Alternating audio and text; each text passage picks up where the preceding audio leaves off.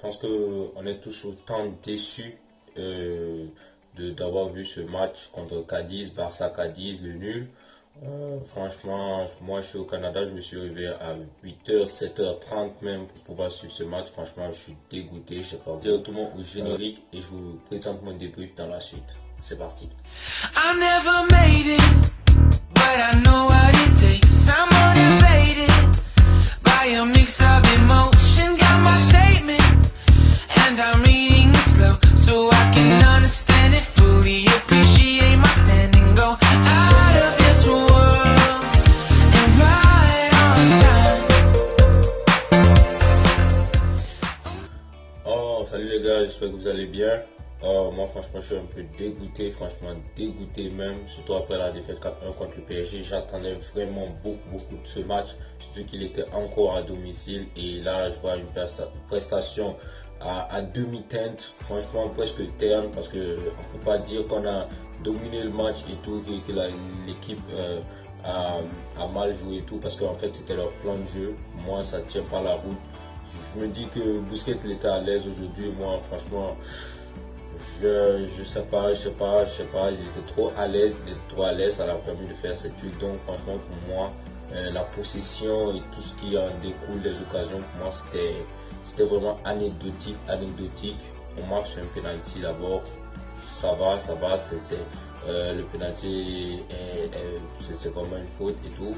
On marque à la 36e minute, 33e. Ensuite, on voit une équipe qui attaque mais qui n'arrive pas à marquer. Notamment Ousmane Dembélé. Franchement Ousmane Dembélé, moi je vais tomber sur lui. Il y a beaucoup qui vont pas vouloir tomber sur lui, mais moi je vais tomber parce qu'il a raté son match contre le PSG. Il vient encore rater son match contre Cadiz. Je sais pas, moi à la base, quand il est venu au Barça, il était plus fort que Mbappé. Et là pour moi le match Barça PSG, déjà c'était une manière pour lui de montrer qu'il avait le niveau de Mbappé. Il l'a pas fait. Et encore contre Cadiz cette semaine, il se rate. Moi franchement je ne sais pas quoi penser, mais c'est vrai qu'il y a des joueurs encore plus décevants et je vais bien sûr en parler.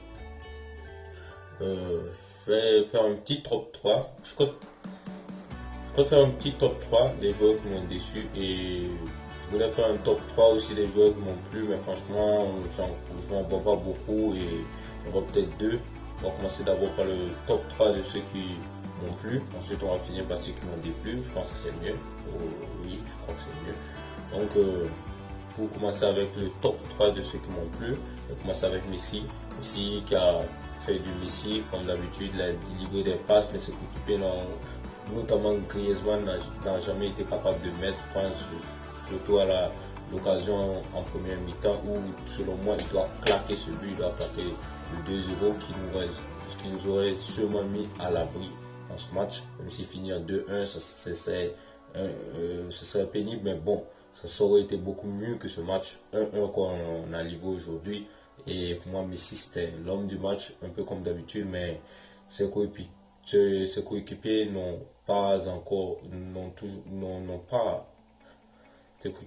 vraiment pas suivi son niveau de jeu aujourd'hui, comme très souvent d'ailleurs. Mon second joueur de mon top 3, ce sera Pedri, qui avait fait un très mauvais match contre le PSG. Pour moi en tout cas il avait fait un très mauvais match. Je me rappelle encore quand il avait trébuché. Pour moi c'est pas anecdotique, surtout dans le foot professionnel, ça joue sur des détails, des trucs comme ça montrait qu'il n'était pas prêt pour ce genre de match. Mais je comprends, c'est un jeune joueur et tout, mais on attend beaucoup de lui parce qu'il est titulaire. Comment met la pression sur lui, il est titulaire chaque fois. Donc on a nos attentes. J'espère qu'il va continuer sur cette lancée et faire encore mieux là. Parce qu'il ne fera pas de son vrai problème pour moi, c'est qu'il ne tente pas assez sa chance, il n'est pas assez dans la finition. Pour moi, s'il veut passer à notre cap, il doit vraiment passer à la finition, marquer des buts, ça va vraiment être très important pour lui. Comme je vous ai dit, mon top, je ne vais pas prendre le troisième joueur qui m'éviterait d'être cité, donc moi j'ai arrêté mon top 3 à 2 joueurs, et ensuite on va passer maintenant au flop. Pour parler des flops, mon premier flop, franchement, je dirais c'est Griezmann. Pour moi, le premier flop, c'est Griezmann. Avant tout, je ne veux pas tomber totalement sur Griezmann parce que pour moi, Koeman aussi est responsable, est grave responsable. Parce que tu ne peux pas jouer contre un bloc bas, comme Cadiz et vouloir allier Griezmann. Parce que pour moi, Griezmann, c'est quelqu'un qui a besoin d'espace. C'est pas quelqu'un qui peut même te permettre d'écarter le jeu. Et là, notre jeu, il est téléphoné, je vous jure, c'est le télécentre, le Barça. Je sais pas, c'est Télécom, on doit signer un sponsor avec une société de télécommunication, c'est pas possible. On fait tout sur un seul côté.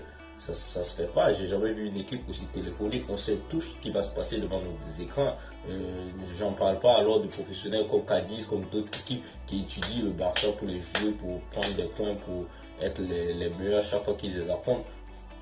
Donc c'est un peu difficile. Vous jouez sur un seul côté, sur Ousmane Dembélé chaque fois. C'est vrai que ça passe à certains moments. Mais lui aussi à la finition, il pêche. En fait que au final, on se retrouve à faire un match nul contre une équipe qui n'a pas montré du jeu, qui nous a attendu à respecter son plan de jeu. Et au final, ça paie pour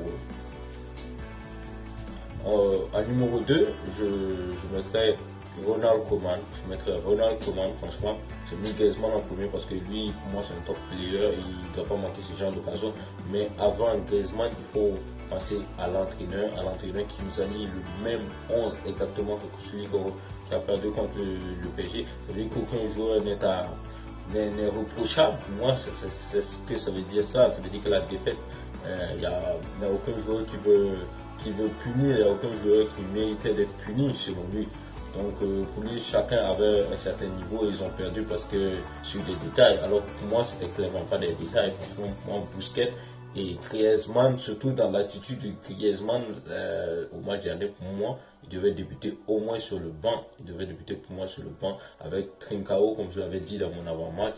Ça devait être une attaque Trincao, Messi, Dembélé, selon moi, parce que Griezmann, il n'écarte pas le jeu, il n'écarte pas du tout le jeu. Il joue chaque fois en une touche.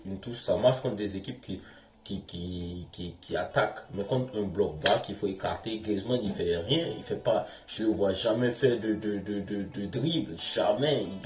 Il n'essaie pas de petit pont, rien. Il tente pas de fin de frappe. Vraiment, il est là. Il a besoin d'un grand Messi pour avoir un grand Griezmann. C'est comme si tu as besoin d'un grand Messi. Alors que je sais pas, j'ai pas vraiment envie de faire confiance à ce genre de joueurs. J'espère vraiment qu'ils vont partir cet été comme Coutinho et plein d'autres. En numéro 3, je mettrais l'anglais. Je mettrais l'anglais parce que c'est vrai que le penalty, pour moi, il est un peu litigieux parce qu'au final, l'occasion, elle ne saurait pas aller loin, mais c'est là aussi où je dois revenir sur l'anglais. Pourquoi tu es obligé de dégager directement? Si tu restes sur l'homme, il bouge pas, il perd le ballon, il va rien faire avec, il va juste, tu le gardes dos au but, il n'aurait rien pu faire, il n'avait pas besoin de dégager en première intention comme ça. Je trouvais que c'était un peu comme du FIFA Street, ou je sais pas, dans un truc de rue, un Maracana, je sais pas à quoi il a joué.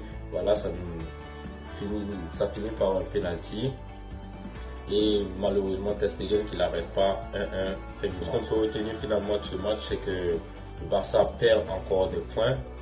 Surtout ça va sûrement faire mal au moral parce que quand le moral, après une défaite contre le PSG, il y a eu la défaite de l'Atlético. Nous avons un peu remonté un peu le moral. Quand les joueurs encore ils perdent des points comme ça bêtement en plus, je me demande comment c'est pour eux dans leur tête. J'espère qu'ils sont encore prêts parce qu'il y a encore Séville à jouer en back-to-back. Moi franchement, je me dis que cette équipe elle n'est pas capable. Franchement, je ne la vois pas vraiment capable de pouvoir augmenter Séville, surtout en jouant comme ça. Il va falloir augmenter, travailler plus, surtout à la finition. Franchement, Dembélé il doit s'améliorer, il doit grave s'améliorer parce que c'est plus possible. Tu peux pas continuer comme ça pour vouloir remporter la Champions League et d'autres titres, ou vouloir égaler des joueurs comme Haaland, Mbappé. Pour moi, Dembélé devait être de ce calibre-là, mais aujourd'hui, force est de constater qu'il n'est pas du tout à leur niveau, parce que le niveau finition, il est très. Ok, je pense qu'on arrive à la fin de mon débrief.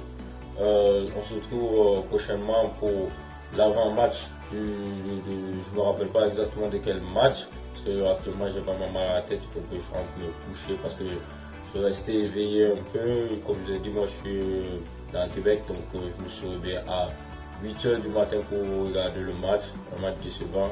Donc je vais essayer de vous balancer ça le plus tôt possible. Sur ce, passez une bonne fin de journée et on se rattrape pour l'avant-match du prochain match.